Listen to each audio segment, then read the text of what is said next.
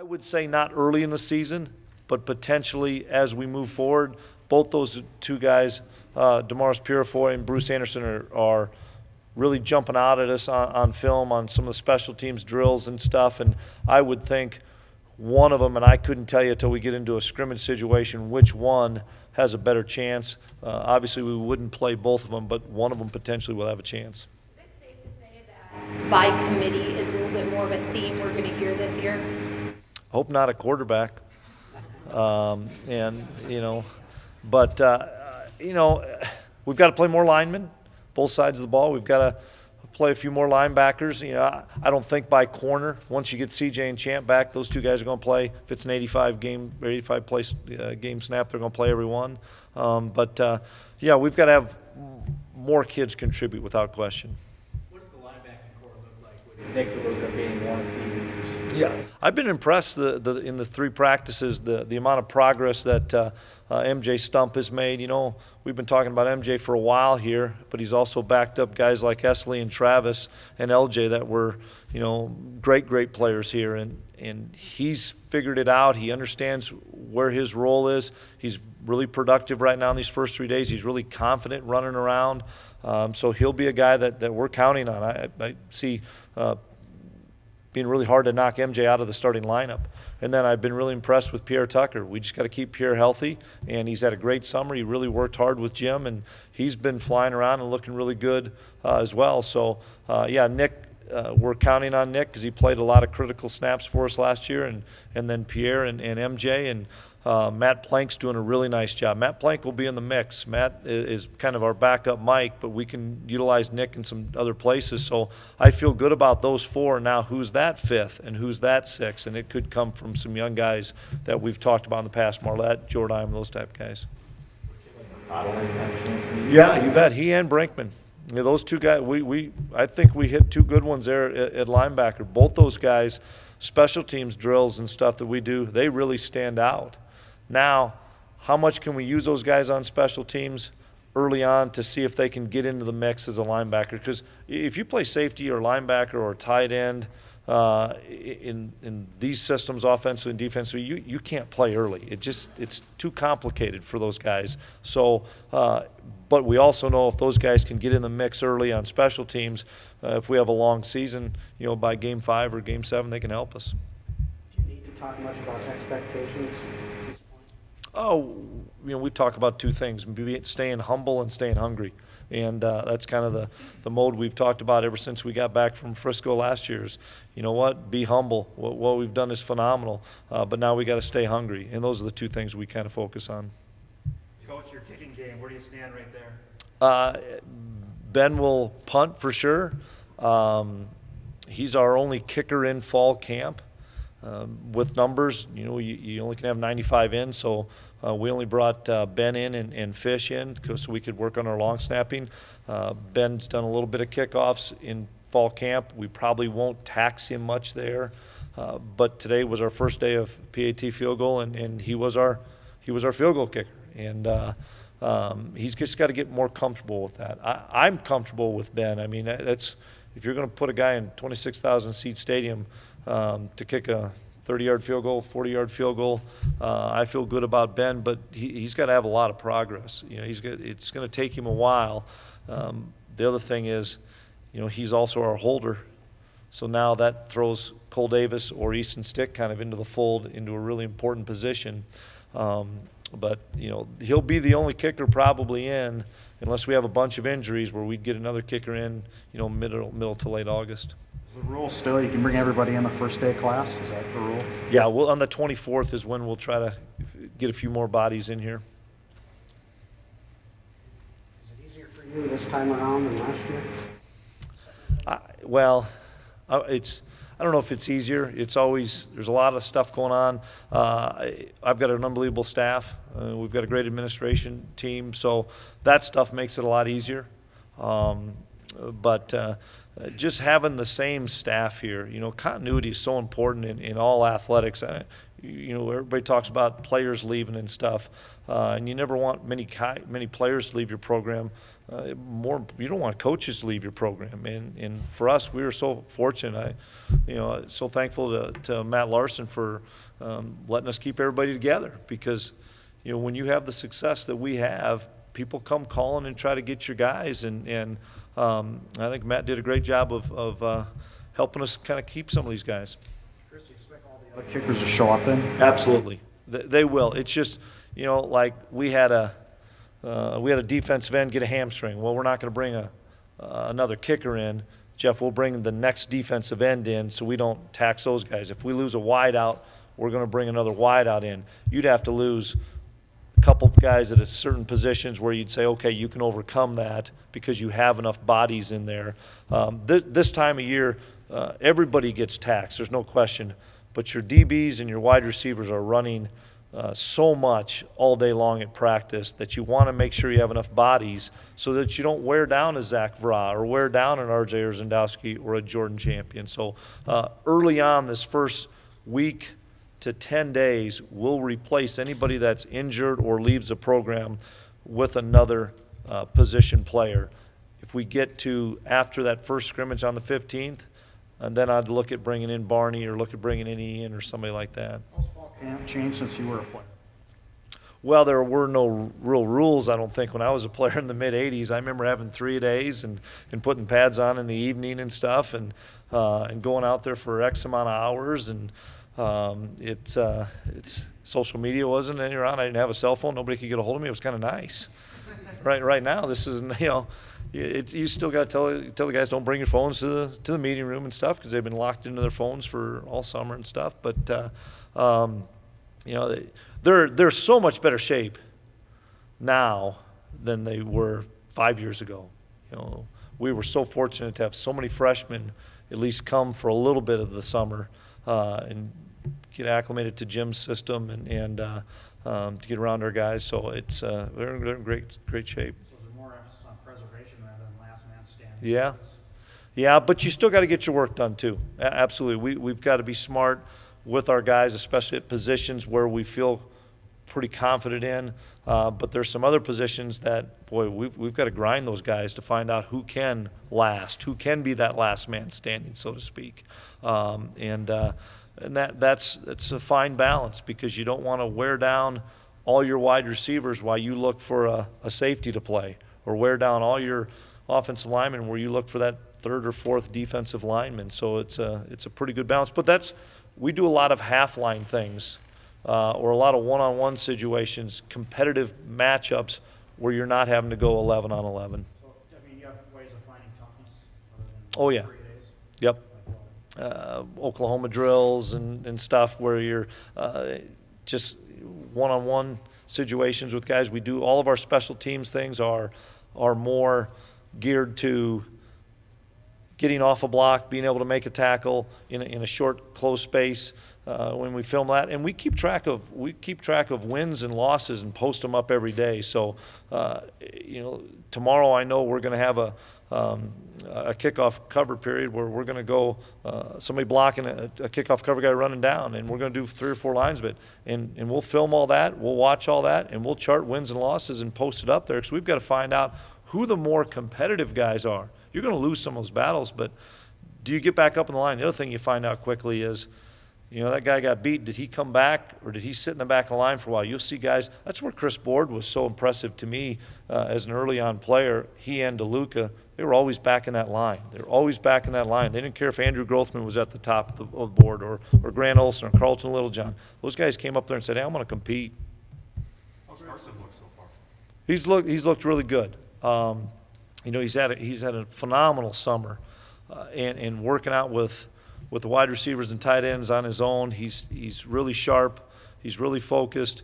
We're putting more and more things on his plate offensively to be able to check a lot more things at the line of scrimmage based on what he sees, and he's got such a great comfort level at that right now.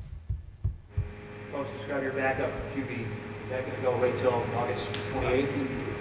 Probably won't go that far, but we've got to put both those guys in a good scrimmage situation on the 15th, and then we do a number of different 2-minute and red zone situational periods before the 15th and probably a week after. I'd like to have that backup pretty close to being set on the 22nd or 23rd, right before school starts, so that everybody kind of knows if something happened, who would go in. But I think both guys have had a great first 3 days. And they're so much improved from last fall to the spring and then spring to the summer, because they worked. I mean, Carson had those guys working out with them every day with those wide receivers and tight ends. What's your confidence level in tight ends, depth-wise? We've got a lot of people there. We've got a lot of depth there. Andrew Bonnet, we think, is an All-American type player. I think Lucas Albers is all-conference, potentially an All-American type player. We've got to get some things out of like a Connor Wentz. Jeff Ilias, we're utilizing him a little bit more right now. He's gotten a little bit bigger, a little bit stronger, so that he doesn't have to always flex out. He'll play on the line of scrimmage some. So we've got quite a bit of depth there. Bonnet kind of a unique position guy? I don't know what you call him. That's a good question, because we always look to see what the defense is calling him. A great example, when we were at Missouri State, they called him a tight end. And so we'd look to see what they were bringing in their defense based on when Bonnet was in the game. And then at the championship game, Illinois State said he was strictly a fullback. So, for us, he's everything. He's a fullback. He's a tight end. And I'll be honest, if it were 3rd and 2, I wouldn't mind lining him up by himself back there in a one-back set, because I think the kid will find a way to get 2 or 3 yards. Once Coach Balasek finally put in the belly play that I liked, we were able to run some fullback belly and get 7, 8, 9 a pop, because the kid's so hard to bring down. How hard is it to find guys like him? It seems like NDSU's had success finding players that can be sort of a Swiss Army knife for that position. Just turning over every stone and seeing what you find. I mean, he was a real small partial scholarship guy, and just has continued to develop and continued to grow and improve and develop. Coach, with RJ's success, how is it easier now in fall camp to maybe give a guy a green light, true freshman, to say, we saw what he can do, we think you can do that as well? Yeah, we talked about it even last night and this morning of who's going to be that guy. Who's going to – we can talk about all the guys that we know about right now, but for us to be really successful this year, it's going to be the guys that none of us are going to talk about today. Greg Menard had a really good football season for us last year as the 3rd defensive end, but nobody really knew what was going to happen. RJ the same way. Austin Kunert, nobody really knew much about, and the kid ended up starting almost every game for us last year. So I don't know who that guy's going to be. I hope to have a better or guys, and we need 4 or 5 on each side of the ball. Even though we have so many guys back on offense, we need 4 or 5 guys to step up and give us another threat, or to give us some more snaps in the O-line so we can give Lando or something like that a break. And on defense as well, I'm not sure who that guy is going to be, but if it were MJ Stump, guys know about MJ Stump, but MJ hasn't done it yet in a game situation. Chris Board the same way. Those guys I'm really excited about. On defense, especially since you lost a lot of leadership, obviously good player, leadership too. Who's going to step up in that leadership role? Well, Jordan Champion's done the best job of leading. He's been phenomenal all through the spring. Coach Kramer talked about him in the summer, and then just these first 3 days. Jordan is a great leader, vocally and by example, and it's hard from a corner's position, but just the way he practices and the way he kind of commands guys, I think he'll be one of the prime leaders. We've got to find another one. We've got to find a core guy. It doesn't have to be a senior, and we've talked about that. I think MJ Stump can be that guy. I think Nick DeLuca can be that guy. It's going to have to come from somebody inside there, you don't have to be a rah-rah guy. You just got to do your job and be effective, and so it's still kind of a work in progress. Coach, can you characterize what Carson Wentz means for you as a head coach? Well, he's a good security blanket. You get your quarterback back for your senior year. I mean, that's you don't see that many programs in America that have a guy back. Everybody talks about, you look at the Missouri Valley, and I don't know how many teams have their quarterback back, but for us, what a great thing to have. I know last year there was talk about the Montana game and North Dakota State being an early game. Well, I didn't want to do that to Carson. I didn't want to do that to a young offense. I thought we had enough guys back on defense. I just didn't want to do that to a young offense. Well, now it's flipped, and we are playing that game early. Well, I've got unbelievable confidence in our offense, led by Carson, and a lot of guys around him that make him pretty good too. It's now the defense that you're saying, well, we're going to be inexperienced. Well, when you have a trigger man that's played as many games as Carson has, and more importantly, the type of games. It's not like we were winning playoff games 35-7. I mean, we had a lot of pressure situations, not stressful situations, but pressure situations, and that's how you become really good, is by having success in those pressure situations. And so for me as a head coach and for us as a coaching staff, it's a great security blanket knowing that we have a guy that has the utmost confidence, and more importantly, the guys have the utmost confidence in him. What kind of challenges does that early road test against Montana kind of present for you guys? Well, we're excited about the challenge. I think it's great for FCS football. I mean, to get the traditional powers like ourselves in Montana to play, to get good cross-country, cross-conference rivals to play, I think that's great. I mean, I hope it continues to happen. It's hard because for us to do that, it cost us really an FBS game. And so we've got to pick and choose when we do those. But I think playing in Kansas State in 2013, there was a great crowd, a lot of people. It was loud. Iowa State was loud. There won't be as many people at Montana, but it will be probably louder than both situations. And so I think it's a great challenge. It lets you know where your football team is early on. And hey, we're going to have our hands full trying to go in there and find a way to get a win. You talk about this confidence, you talk about your security blanket. Can we expect your guys' offense to maybe push the envelope in ways we haven't seen the last couple of years? Can we expect some surprises? And what's that conversation like with somebody like Polisak?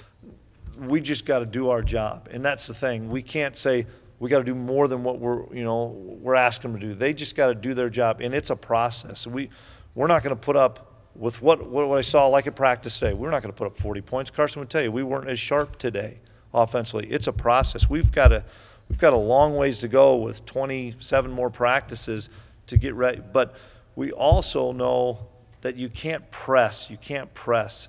You got to let the game come. You got to take. If they're going to play a soft defense, we got to just dink and dunk. If they're going to put everybody up there, then Zach and Carson and RJ got to make some big plays. But you can't. You don't know until what the defense is going to do to you. So, I don't want those offensive guys to press and think, boy, we've got to win games 45-42 because we've got a young defense.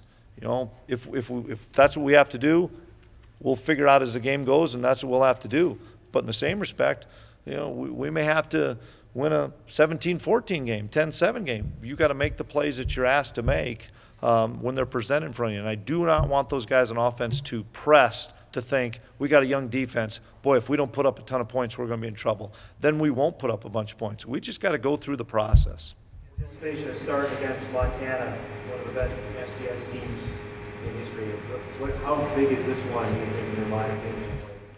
Oh, it's definitely up there. I compare it to like opening last year against Iowa State and then the national championship as well. It's a good measure for us to go out there and compete with those guys and measure up, see where we're at. And, it's just a lot of excitement being able to play a weekend early, to be on national television and all of that. So there's a lot of excitement going on, and we're definitely ready to go out there in due time. Carson, talk about the tools you have offensively. Big offensive line coming back, committee backfield perhaps, wideouts that can stretch the field, tight ends that can catch balls. Just talk about your tools. Yeah, we got a lot of guys, and quite frankly, last year we spread the ball out a lot, and I think we're going to do that as well this year. We got at least 3 good tight ends in the passing game, with Lucas Albers, Andrew Bonnet, and Jeff Ilias that we all think are extremely effective. We got 2 for sure, rock solid wide receivers in Zach Vraa and RJ, and looking for some young guys to step up there as well. And then Chase Morlock is a heck of a football player. You'll see him kind of all over the field. And then with King and Lance and even Darius Anderson, and then just a number of other guys. We got weapons all over the place. Our O-line, entire O-line is back more or less. And so, we know we have a lot of guys to do it. We just got to take it one step at a time. Well, different a year ago today when we were talking to you? What's the difference? I guess I just have a lot more confidence, and now I realize I'm the old guy on the team as well as Mr. Vraa over there, the grandpa of the team now. But I have a lot more confidence, a lot more leadership, a lot more influence in the leadership aspect. So. What's that, Elite 11? Is that what it's called? Yep. What was that like for you? It was just a really good experience to be out there with some really good quarterback coaches, some really good quarterbacks from across the nation, and just to be around those guys in that competition and to learn some things. It was just a really good experience for me. You were a counselor, right? Yep. So what did that entail? You just helped out there was 18 high school kids. They narrowed that down to 11 as the week progressed. But, you kind of just did the workouts with them a little bit, kind of encouraged them. We got a chance to speak to all of them and kind of tell our story. So it was just a really good experience. Who were the coaches there? A couple? Can you name a couple, or who were the? Jordan Palmer, Trent Dilfer, guys like that were out there. So, yep.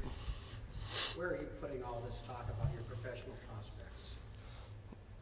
In the back of my mind. I just got to take care of this season, and the rest of that will fall into place however it may. But, I'm 100% locked in for this year and winning games, especially opening up against Montana.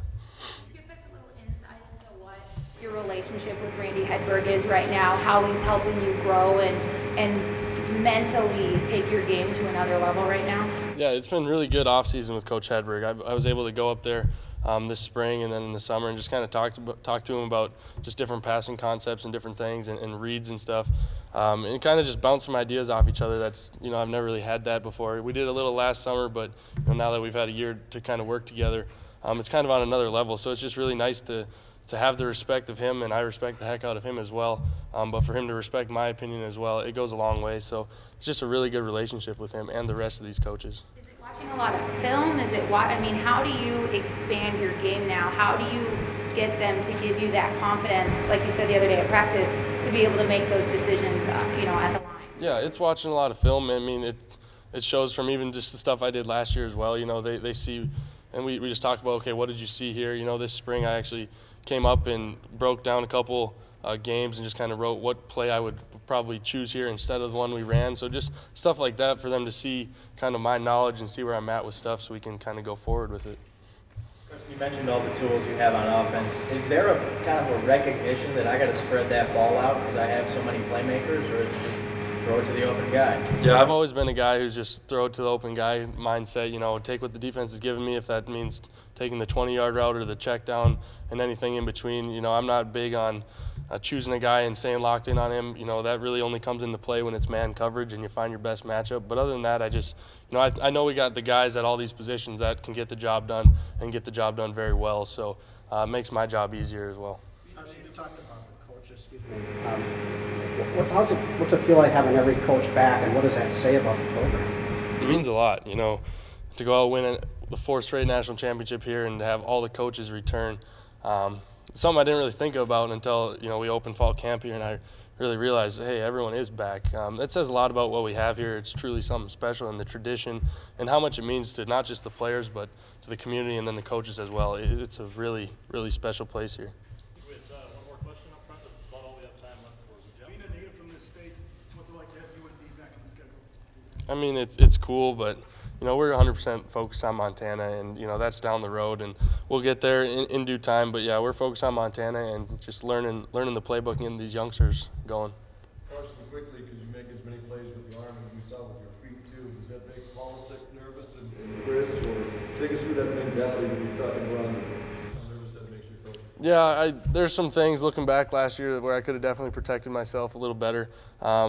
I know I still got to learn that and continue because I'm a competitor. It's hard to kind of train that mentality out of you at times, but there's always things. There's a time and a place to lower his shoulder and take a hit, and there's a time and place to either go down or go out of bounds. So I got to learn that as well. I do. It started right after the season, not having my senior class back, and really, just playing with the younger guys, knowing that everybody I came in with is completely gone. But I just got to step into that role of, almost of a half coach, half player, where I'm coaching everybody just as hard as I'm coaching and improving myself. So, it's hit me on and off the field, but I enjoy it. Was that something you had to get over, the fact that none of the guys you came in with were going to be here anymore?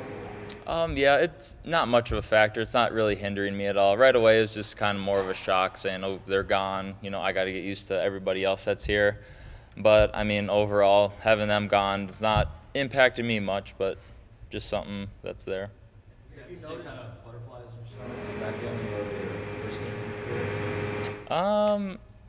You know, not much. That game, first game of my career, you know, that's always where everybody's going to have the most butterflies. And, you know, now it just gets better, focus on improving, coaching, and, you know, just playing together as a team. Have you noticed a lot of the young guys seeking out your advice maybe differently than it has been in years past? I do, yeah. A lot of times guys will come up to me, you know, obviously ask plays like every young guy should. Sometimes it's people from other positions, and I really think that as, you know, guys really do consider me the leader. If running backs are coming up asking me what do I got on a certain pass play, and sometimes I don't even know because I'm focused on, you know, what I got there as a receiver. But it makes me feel good that young guys are looking up to me. It's all fun and games. We like to tease you in your 6th year. Wentz calling you a grandpa, but you fought hard to be back here. Fought through a lot of health things. How focused are you on making this your best season yet, and what are you looking to contribute this year? Oh, I've been very focused all off season, especially having that hamstring that hindered me a little bit at the end of the year. You know, that kind of got me down at the end, but I pushed through as much as I possibly could, and this off season's been good. I've been healthy, so just been focused on improving and staying healthy, which is the ultimate goal, and having this be the best year. So off season, it's not easy here. Pushing through those workouts, what were your thoughts? I mean, I could be doing something else, but I mean, it's gone through my head. I'd be lying if I'd say it didn't, but you know, part of the reason coming back, I knew that these off-season workouts were going to be hard, but, you know, if you want to be a great player and have success, those workouts are definitely not going to be easy, and if you want to have that success, you know, you got to push hard. So I knew I was getting myself into, and glad I made the choice. So was it an easy call to come back, or were you weighing? You know, at the time, I had so many different factors that were weighing in on the decision, but now that I look back on it, I'm glad I decided to stay. What did you decide academically to do? I think you're weighing a couple options there.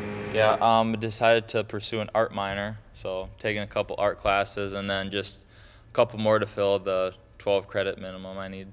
What have you seen from RJ since he's just in the same position as you? You know, the kid's still getting better. As you guys saw, he was a huge breakout player last year, and he's still continuing to improve, making catches, barely dropping any passes, and he's turning into a leader a little bit himself, which is really good to see, helping the young guys out, even though he still is a young guy. But, you know, we love to see the other guys see him as improve as a young player, so it kind of motivates everybody else, you know, well, if RJ can do it, you know, I can too. So he's been good for us. Can you shine some light on the core? I know it's early, you guys have had 3 practices, but just kind of your guys' unit, and I mean, hate to ask you to compare it to any of the classes you've been a part of, but you know, what's this group capable of? You know, we got a lot of experience and a lot of playmakers, as you guys know, and with Coach P back like he was last year, new elements of our offense that we've never seen before. So we're just wanting to keep building on the success that we've had. And like you said, it's hard to compare from other years, but we got a lot to look forward to, a lot of good coaching schemes and strategies that we're ready to implement. I don't know if you've had a chance to go against your defense much, but what's your impression of what you've seen so far? You know, the defense is getting a lot better. In the spring, we know it was a little tough for them because so many guys were graduated, but, you know, we try not to think about that at all. All we think is the next guy up, you know, he's going to do his job, play the part, and, you know, even through these first 3 days, they've really improved. I've seen them from the offensive standpoint making right reads. You know, first couple days, guys are still going to make mistakes. That's just how fall camp is, but just seeing them grow through the spring, the summer, and the fall, it's seen some good signs with the season coming. You saw the medal on your shoulder, and the reason you're here, right? Yep, I do. I have the option to take him out. I have the option to take him out, but I'm just keeping it in. Save me the hassle of 2 more surgeries that I don't need. Will you eventually have to take him out? Probably not, unless it bothers me in the future. Zach, how good can Carson be? Where's his ceiling? You know, I don't know if he has one, honestly. You know, he is athletic, perfect body type. You know, he's smart. He sees the field like nobody else that I've known. And, you know, if he can continue to make plays through the air and on his feet, you know, who knows how good he's going to be. So I'm excited to see how he does this season. Coach talks about staying hungry, staying humble. Is that easier now after 4th and 1, you guys think? I mean, is the shiny trophy kind of worn off a little bit? You guys are able to refocus? You know, a little bit. Now that we know that we've had such the same success, we know that we just put it behind us now. We look to the next season. Right now, the only thing on our mind is just winning the next game. We don't even think about the trophies, even though we've been fortunate to have 4 of them now. And being able to win, it helps us put it behind us so we can continue to look forward and not just be complacent and say, oh, we've won 4. You know, that's good enough for us. So it's helping us move forward and continue to grow.